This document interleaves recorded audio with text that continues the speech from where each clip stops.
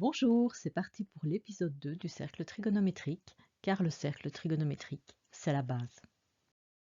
Nous aurons dans le cercle trigonométrique plusieurs niveaux de lecture. Nous pouvons bien sûr lire les amplitudes des angles.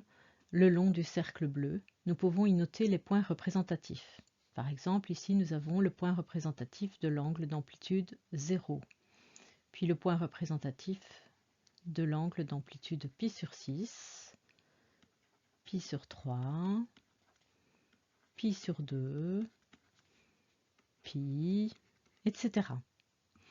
Nous aurons un deuxième niveau de lecture, c'est sur l'axe des x, la partie en vert, où nous pouvons lire la valeur d'un cosinus. Par exemple, le cosinus de π sur 3 vaut 1/2. La valeur d'un cosinus varie toujours de -1 à 1. Le cosinus donc d'un angle appartient toujours à l'intervalle fermé qui va de -1 à 1. Ensuite, sur l'axe des y, nous pourrons lire la valeur d'un sinus sur la partie en rouge. Par exemple, nous aurons la valeur du sinus de π sur 6 qui vaut 1/2. La valeur d'un sinus varie également de -1 à 1. Donc le sinus d'un angle varie de -1 à 1. Enfin, sur la tangente au cercle en 1, 0, nous pouvons lire la valeur de la tangente. Nous pouvons voir que tangente alpha est une valeur qui varie de moins l'infini à plus l'infini. Tangente alpha appartient donc à R. Nous pouvons lire par exemple la valeur de tangente de π sur 6. Tangente π sur 6 vaut racine de 3 sur 3. Qu'est-ce que le cosinus? Observons ce triangle rectangle. Souvenons-nous que dans les triangles rectangles, nous avions une relation résumée par K, qui nous disait que le cosinus d'un angle alpha était égal à la longueur du côté adjacent sur la longueur de l'hypoténuse. Si nous observons ici l'angle alpha dont le point représentatif est M, nous pouvons dire que cosinus alpha est égal à 0,8 sur 1, puisque ici l'hypoténuse, c'est le rayon du cercle, nous sommes dans le cercle trigonométrique, donc l'hypoténuse vaut 1. Le cosinus d'un angle, noté cosinus alpha, sera donc toujours l'abscisse du point représentatif de cet angle. Nous avons donc bien ici l'abscisse de M. C'est un atout de retrouver les valeurs particulières du cosinus en observant le cercle. Nous aurons donc le cosinus de 0 qui vaut 1. Le cosinus de π sur 6 qui vaut racine de 3 sur 2. Le cosinus de π sur 4 qui vaut racine de 2 sur 2. Le cosinus de π sur 3 qui vaut 1/2. Le cosinus de π' qui vaut 0. On peut facilement reporter toutes ces valeurs par symétrie du côté négatif. Donc on aura moins 1/2, moins racine de 2 sur 2, moins racine de 3 sur 2 et moins 1.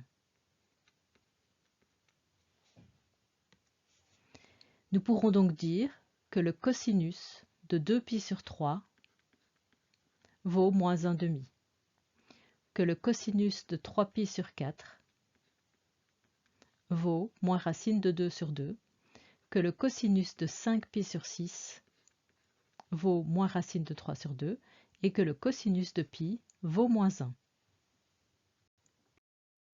Qu'est-ce que le sinus?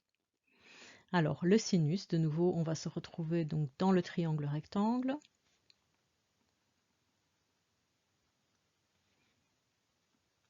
Et ici, rappelons-nous de la petite formule SO qui nous dit que le sinus alpha est égal à la longueur du côté opposé sur la longueur de l'hypoténuse.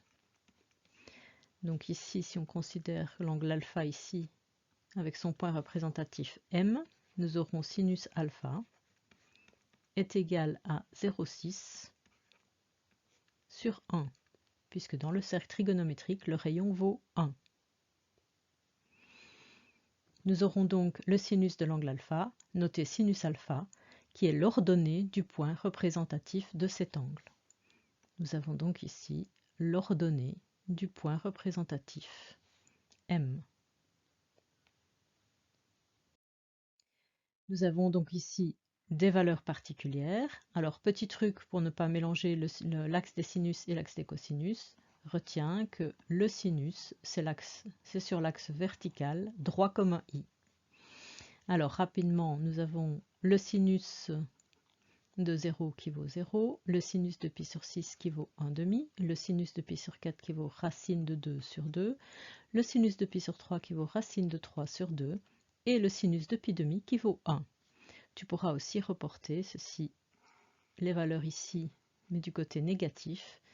Et si tu connais bien les angles le long du cercle, ça te met ainsi toutes les informations sur un tour. Qu'est-ce que la tangente?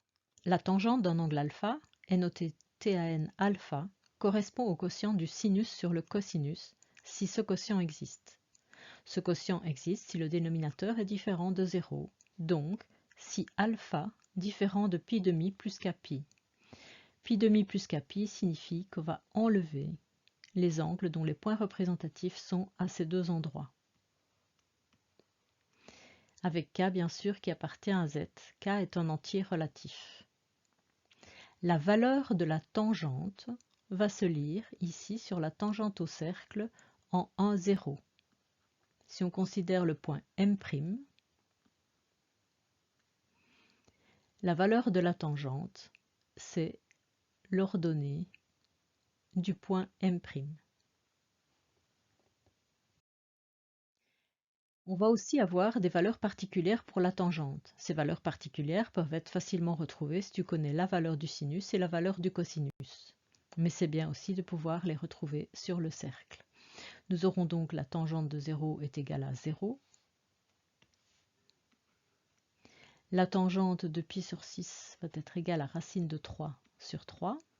La tangente de pi sur 4 vaut 1. Et la tangente de pi sur 3 vaut racine de 3.